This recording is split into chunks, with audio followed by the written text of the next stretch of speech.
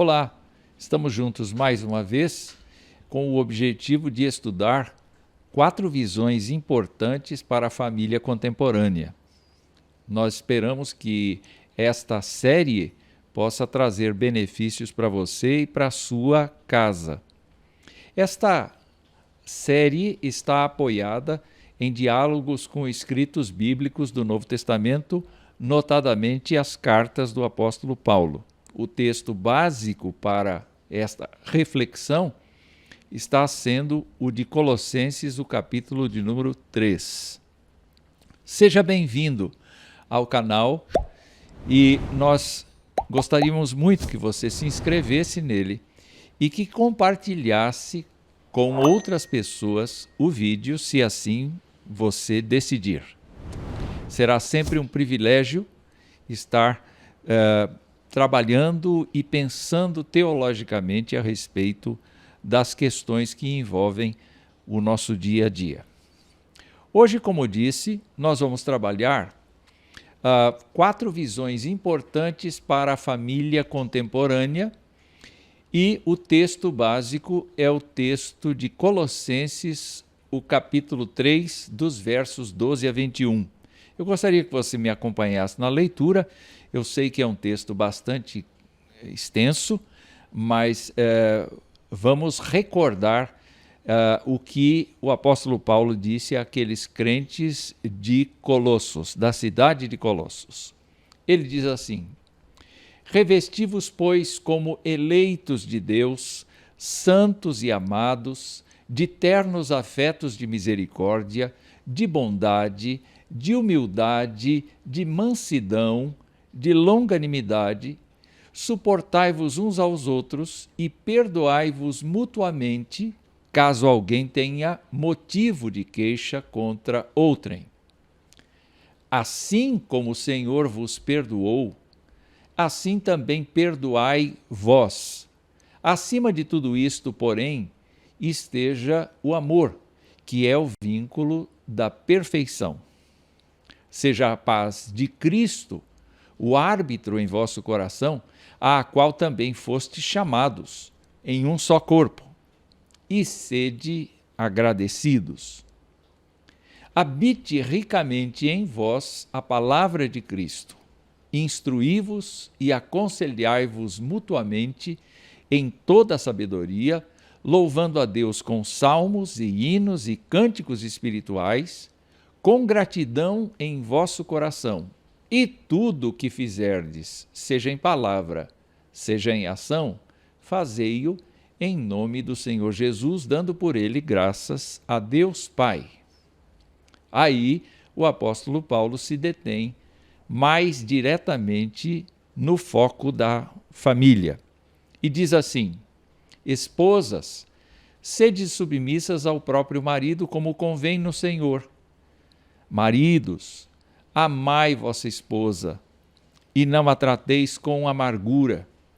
Filhos, em tudo obedecei a vossos pais, pois fazê-lo é grato diante do Senhor. Pais, não irriteis os vossos filhos, para que não fiquem desanimados. Quando você vê este texto, naturalmente você tem que perguntar, mas o que isto tem a ver com família?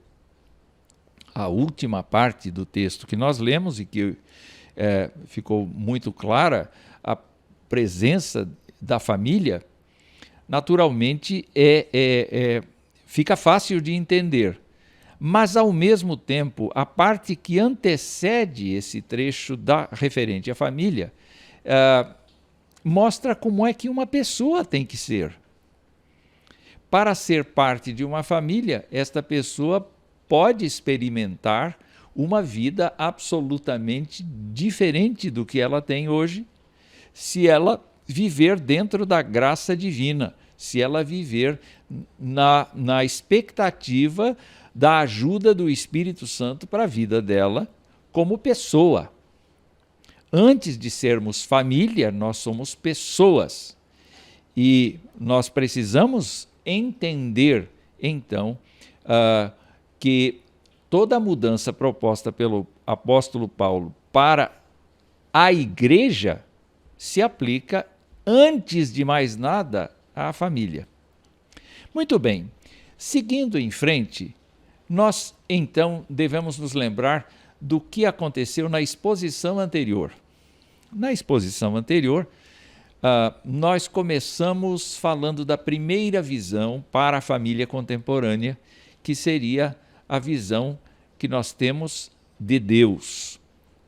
No texto que eu li para você, e que você acompanhou, nós vimos algumas coisas que Deus faz em relação às pessoas.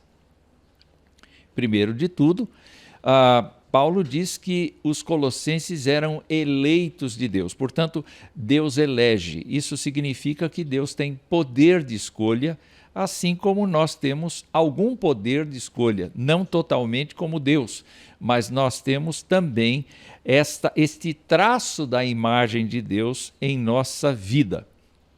Também vimos que Deus separa para si pessoas, a fim de que vivam ao lado dele. E este processo se chama o processo não apenas de salvação, mas o processo de santificação.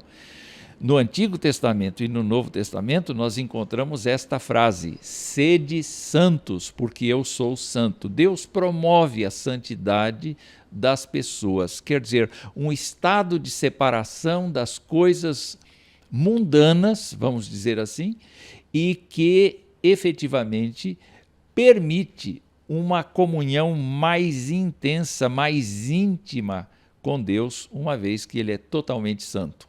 A terceira coisa que vimos é que Deus ama demais. E ao amar demais, Ele não fez caso de entregar o seu próprio Filho para vir à Terra, suportar a nossa fraqueza, a nossa intolerância, a nossa injustiça e morrer em nosso lugar lá na cruz, a fim de que toda pessoa que creia em Jesus Cristo seja salvo por Ele. Depois nós vimos que Deus não olha para nós como um pai irado, um pai irritado com o nosso pecado, ao ponto de recusar falar conosco. Não.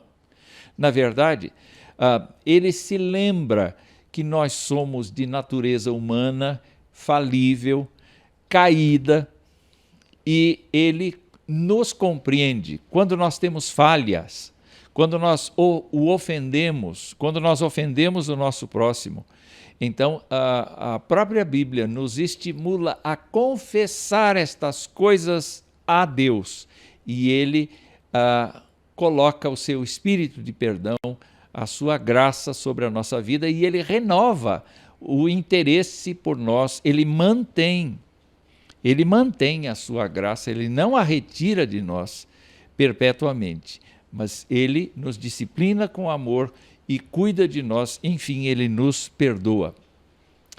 A outra coisa que vimos é que esse Deus dá paz ao coração, e por paz nós devemos entender a reconciliação, a ausência de uma quebra de relacionamento e uma aceitação profunda do relacionamento. Esta é a paz.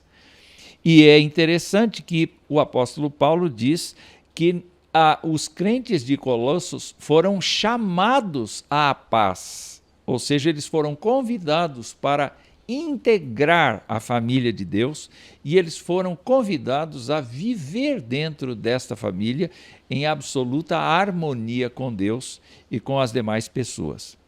Quando a gente pensa nisso, a gente percebe então que, e este é o último ponto da exposição anterior, é que Deus é louvado quando estas coisas são percebidas por nós. Deus é engrandecido quando os nossos atos, as nossas ações e palavras e pensamentos são praticados na direção de agradá-lo, de honrá-lo com a nossa vida. Então é importante a gente ter esta visão de Deus. Esta visão de Deus, claro, foi extraída e foi comentada a partir do texto de Colossenses capítulo 3, versos 12 em diante. Hoje, nós vamos acrescentar uma segunda visão. E esta visão, naturalmente, é uma visão que tem a ver com a nossa família. Nossa família precisa desenvolver uma visão de mundo, uma cosmovisão.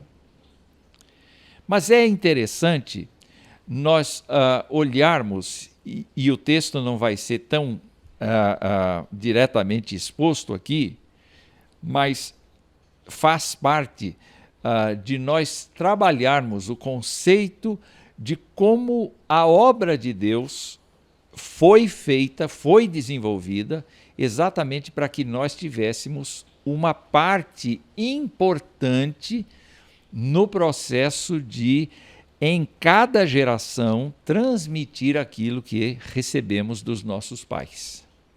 Quando falamos, então, de visão do mundo, nós temos que dividir essa palavra mundo em duas situações. A primeira situação seria o mundo que nós conhecemos como natureza. Não é? Muita gente chama a natureza de mãe terra. Muita gente olha para a terra e a imagina como um ser vivo que tem determinadas regras, e estas regras regem toda a vida no planeta. Naturalmente, nós temos que aceitar muitas das descobertas científicas, temos que aceitar muito daquilo que já foi analisado, estudado, verificado, aproveitar esses conhecimentos, não tem dúvida alguma, mas a Terra, sob o ponto de vista teológico, é uma terra criada por Deus.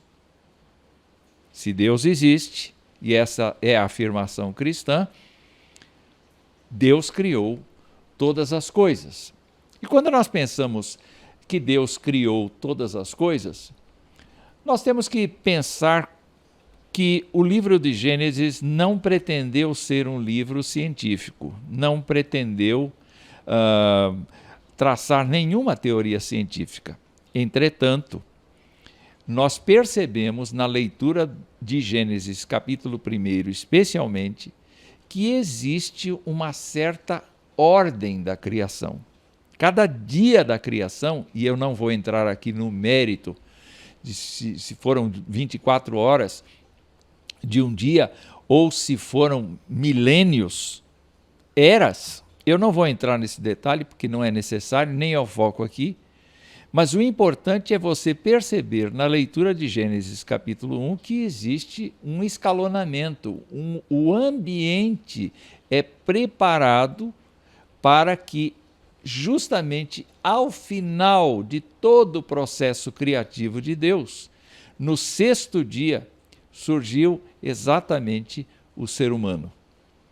Quando ele já tinha toda a infraestrutura planetária, a infraestrutura das estações do ano, a infraestrutura da vegetação, dos animais domésticos, dos animais selváticos, de todas as potencialidades da natureza, tudo isso estava pronto quando o ser humano entra neste ambiente. E quando ele entra neste ambiente, nós podemos perceber que para o ser humano, para nós, para você e para mim, existiu uma fala especial que não foi dada a mais nenhuma outra espécie. E Deus disse claramente que este ambiente estava sendo dado ao homem para ele administrar. Quando nós olhamos a natureza, ela é encantadora. Não há como recusar que ela é encantadora. O segundo tipo de mundo que a gente vê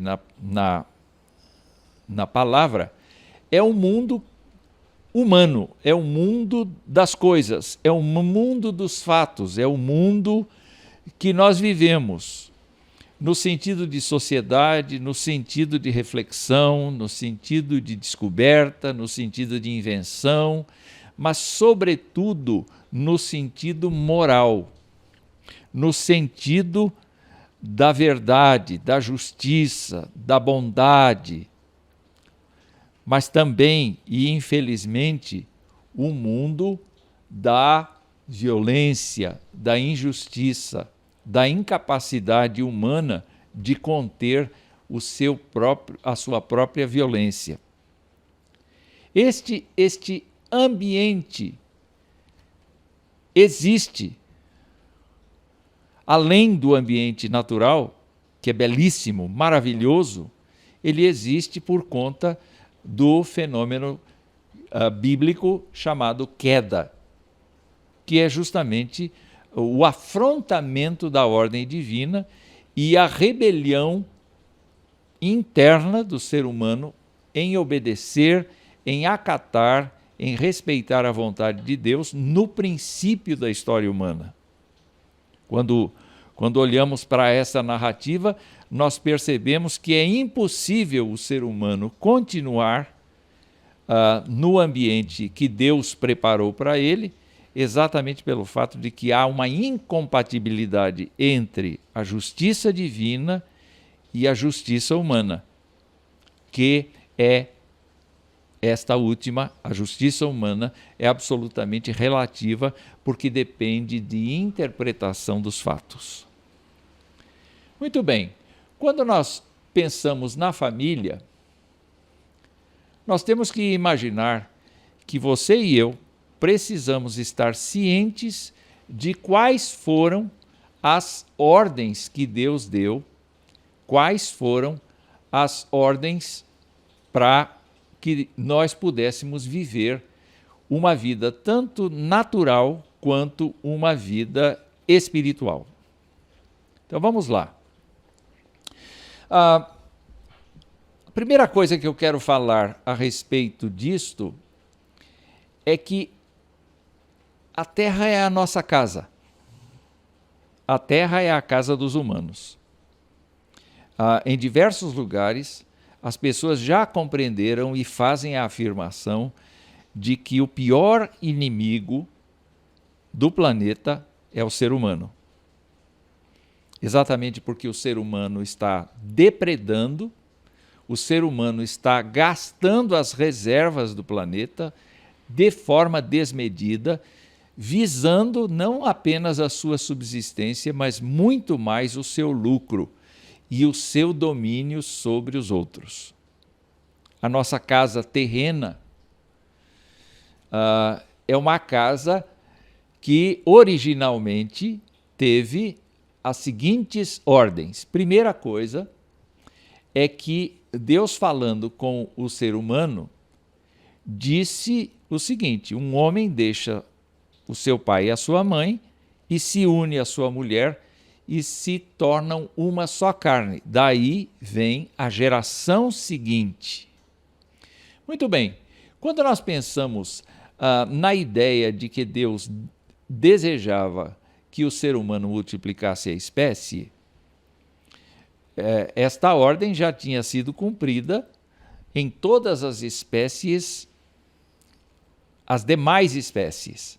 Todas elas tinham a ordem de reprodução. Mas nós devemos entender que quando Deus criou homem e mulher, os criou à sua imagem e semelhança, e esse relacionamento deveria ser idôneo. O que é um relacionamento idôneo? É um relacionamento de diálogo, é um relacionamento de compartilhamento, é um relacionamento em que existe diálogo. É um relacionamento em que marido e mulher têm o mesmo poder de persuasão, o mesmo poder de influência e o mesmo poder de entendimento. Era um diálogo num alto nível. Era um diálogo para que houvesse uma situação pacífica e abençoadora de conciliação e de visão de um mesmo propósito. Embora pessoas diferentes, unidas pelo amor, não apenas o amor físico, mas o amor de doar-se, como Deus se doou a nós, esse era o amor projetado para o casamento, para a vida em família. Então, quando Deus diz, crescei e multiplicai, ele não está pensando meramente no ato sexual, no ato da procriação, no ato da gente construir blocos familiares, unidades familiares. Mas ele está pensando exatamente nas consequências disso também. Que quando a gente cria uma família e dessa família saem outras famílias e assim vai se proliferando o número de famílias, nós estamos criando uma sociedade. E nós, naturalmente, estamos pensando em como é que esta sociedade vai funcionar. E a partir desse princípio do crescer e multiplicar, nós não temos apenas que construir famílias, mas nós temos que construir a estrutura para que as famílias sejam abençoadas como Deus quer. Então, ao pensarmos no projeto original, nós tínhamos famílias instituídas, não era por cartório, não era por qualquer outra modalidade de união, religiosa ou não, era sim a união de pessoas no sentido de que houvesse o desenvolvimento do planeta com a ordem de cuidar do planeta. Então, a sua família, a minha família, nós temos um espaço na Terra, na nossa casa terrena, que nós temos que cuidar. Não se trata apenas daquela casinha ou daquela moradia que nós temos, mas se trata de nós cuidarmos da terra, do mundo, como se fosse a nossa própria casa. Então, neste caso específico, nós temos que ter regras de comunicação, de comunhão, de convivência. E é daí que necessariamente nascem as nossas leis. E quando nós pensamos, então, no bem-estar da nossa família, é claro que nós devemos pensar no bem das demais famílias que estão à nossa volta. Uma segunda coisa dentro deste projeto inicial de Deus é que ele deu a atribuição de que nós cuidássemos da terra, dominássemos a terra. E você pode entender a dominação da terra, talvez pensando no fato de que o ser humano faz isso mesmo, ele subjuga a terra. Mas o domínio da terra, ele está mais do lado da pesquisa, ele está mais do lado de entender o funcionamento das coisas, de contribuir para que as coisas funcionem de maneira adequada, de ajudar as demais espécies que não têm o entendimento humano no sentido da sua preservação, no sentido do seu cuidado. E nesse sentido, é importante que nossa família tenha uma compreensão de que ela é responsável por transmitir à próxima geração uma visão de que nós é que cuidamos daquilo que Deus nos deu para cuidar. Não é? Então, no projeto original, Deus deu a atribuição de nós sermos mordomos da natureza criada. Foi isso que Deus fez. Foi isso que Deus fez. É maravilhoso pensar que há uma terceira coisa muito mais importante do que todas as outras. é que Deus falava todos os dias com os seres humanos no jardim. Havia uma comunicação entre o Criador e a criatura, entre o Criador e as criaturas. Havia um enfoque importante no relacionamento espiritual. Nenhuma família, por mais que tente,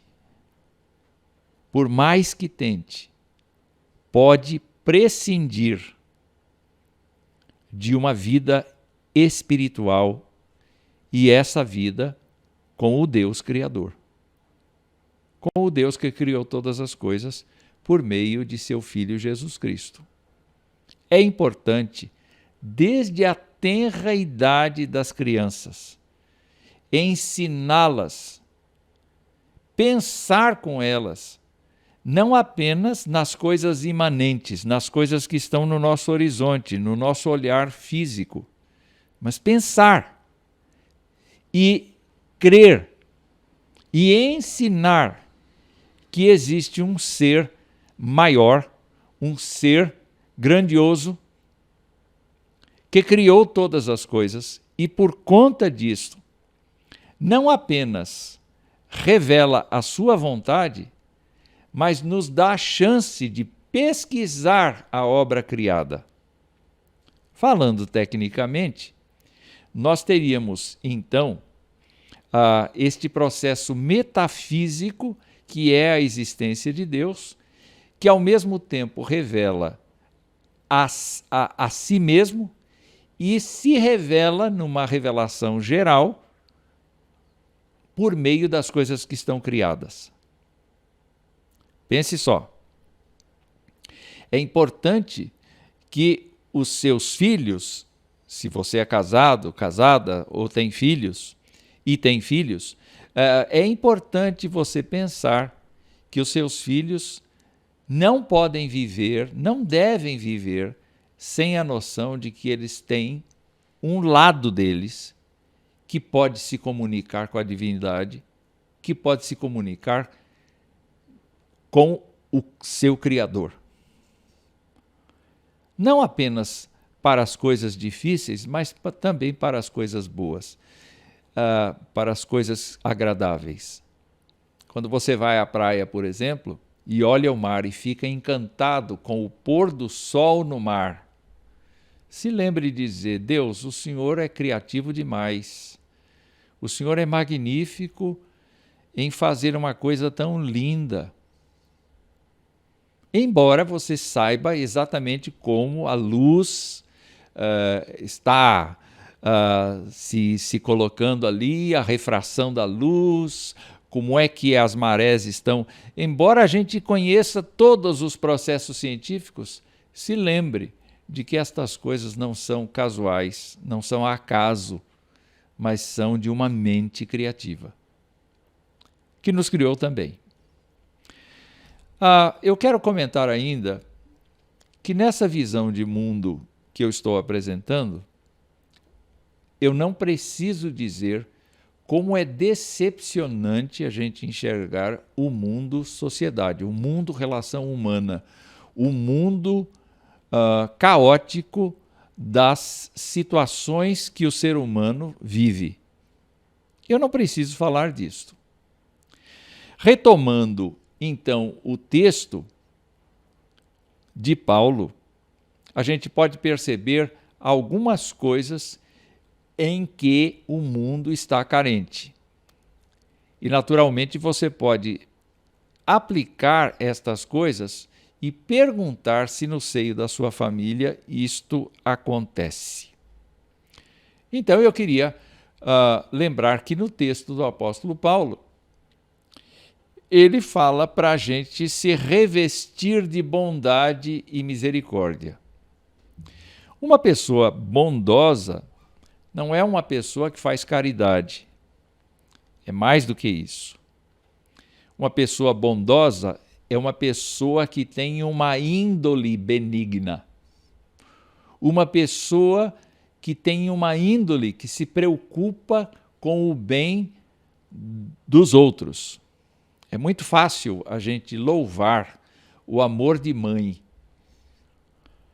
porque parece que a mãe, devido ao fato de ter gerado o filho, a filha, está assim cega. Não parece? Às vezes parece que ela está cega, que ela não enxerga as deficiências. Eu tenho certeza que as mães enxergam as deficiências dos seus filhos. Mas o que ela deseja é sempre o bem de seu filho. E muitas vezes esse bem é transmitido por um coração bom. A bondade está justamente no exercício de nós agirmos de maneira benigna. Mas também Paulo fala da misericórdia. E a misericórdia é uma disposição da gente ir para o outro lado, da gente ir para o lado da pessoa com quem a gente está tendo relacionamento, no sentido de que a gente perceba o outro lado. Muitas vezes os casais começam a ruir na sua relação porque eles vão para o outro lado apenas para enxergar os defeitos, mas eles não vão para o outro lado para enxergar as necessidades. Então, começam os atritos e começam as acusações. A gente não se olha e a gente não olha o problema do outro. É por isso que muitas vezes as crises começam por aí, o coração fica endurecido e muitas vezes as famílias se dissolvem por conta da dureza do coração. Não existe misericórdia e não existe bondade. A segunda coisa que o texto nos mostra é que a nossa sociedade é carente de perdão. As pessoas não se perdoam. E perdoar não é uma coisa fácil, na verdade. Mas o sentido de perdoar se parece muito com a insistência de manter uma relação apesar da falha do outro. Num certo sentido, o que nós encontramos na Bíblia é que Deus sabe que nós falhamos com Ele todos os dias. No entanto, todo dia de manhã, Deus renova a sua misericórdia. Todo dia de manhã, Deus olha para a gente com paciência, olha para a gente com alegria, olha para a gente com perdão. É importante, então, nós pensarmos que muito da nossa sociedade enferma, do nosso mundo, está ruindo porque as pessoas, eventualmente, não estão dispostas a renovar a sua confiança, renovar a sua alegria por causa do erro, por causa de uma confusão, por causa de uma briga acontecida, os laços são rompidos e isto não vem de Deus, vem da gente mesmo. A terceira coisa que falta ao nosso mundo é uma palavra temperada, é uma palavra que provém do próprio Jesus Cristo. Se você se lembrar, Jesus Cristo disse assim: Vinde a mim, todos vós que estáis cansados e sobrecarregados, e eu vos aliviarei. Tomai sobre vós o meu jugo e aprendei de mim, porque sou manso e humilde de coração, e encontrareis descanso para as vossas almas. Muitas vezes, na nossa família, as pessoas se apegam a qualquer coisa, a conselhos de outros, a conselhos de profissionais. É claro que nós temos sempre alguma coisa útil desses conselhos, mas a Bíblia é muito clara em mostrar que para que haja equilíbrio na nossa existência, é necessário sim que a gente vá a Cristo, que a gente ouça Cristo, que a gente respeite a Cristo. E a última palavra que eu queria trabalhar nesta exposição, então, é justamente a valorização dos papéis familiares. Lembra o texto final lido hoje? Das esposas sendo submissas aos maridos e dos maridos não tratando as suas esposas com amargura e os filhos honrando seus pais e os pais tratando seus filhos também não displicentemente? Pois é, estes papéis que a gente pode trabalhar numa outra exposição, estes papéis fazem parte da vida familiar. Se você perguntar para mim, quem é mais importante aos olhos de Deus, o homem ou a mulher? Eu vou dizer para você que são as duas, os dois gêneros, o homem e a mulher. Porque Deus não faz acepção de pessoa. Cada um de nós, homem ou mulher, responderá diante dele por nossas ações.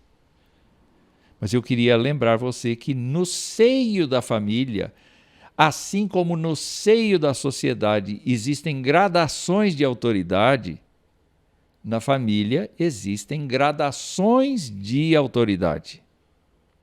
Então, o próprio apóstolo Paulo vai dizer que Cristo é o cabeça do homem, o homem é o cabeça da mulher. Nessa ordem de família, nós temos que observar que o marido tem a difícil função de amar sua esposa ao ponto de entregar a própria vida por ela. Portanto, o seu amor precisa ser sacrificial. E, diante deste amor do marido, não é menos complexo a mulher ser submissa a ele, ou seja, estar debaixo da missão que Deus deu a ele. Não estar debaixo dele, mas estar debaixo da missão que Deus deu a ele, de conduzir sua casa, de responsabilizar-se por sua casa. Infelizmente, a gente encontra muitas uniões desfeitas, muitos casamentos desfeitos, e um dos dois tendo que se responsabilizar pelos dois papéis diante dos filhos. Isso é uma distorção lamentável que acontece na sociedade. E há gente que diz, eu prefiro ficar sozinho e trabalhar por dois. Quer dizer, a construção do relacionamento não foi bem feita desde o começo. Alguma coisa se perdeu no caminho. Mas nós temos que nos lembrar que nós somos condutores da próxima geração, daquela geração que nós geramos, daqueles filhos que nós trouxemos ao mundo ou que nós adotamos. E nós somos responsáveis por dar para esses filhos uma visão de mundo, a fim de que eles prossigam nas nossas ideias, a fim de que eles prossigam nos nossos valores e que adquiram valores próprios. E por último, o apóstolo Paulo vai dizer que é fundamental que os pais não subestimem os seus filhos, não deixem os seus filhos por si mesmos, mas que cuidem deles zelosamente. Estes são os papéis familiares apresentados na Bíblia. E eu quero dizer a você que eu entendo que muita gente não vive esses valores, estas coisas todas, justamente pelo fato de que a sua vida está distante do padrão que Deus deu para cada pessoa. Eu espero que você tenha pensado um pouco a respeito desta visão de mundo nesta série 4 visões importantes para a família contemporânea.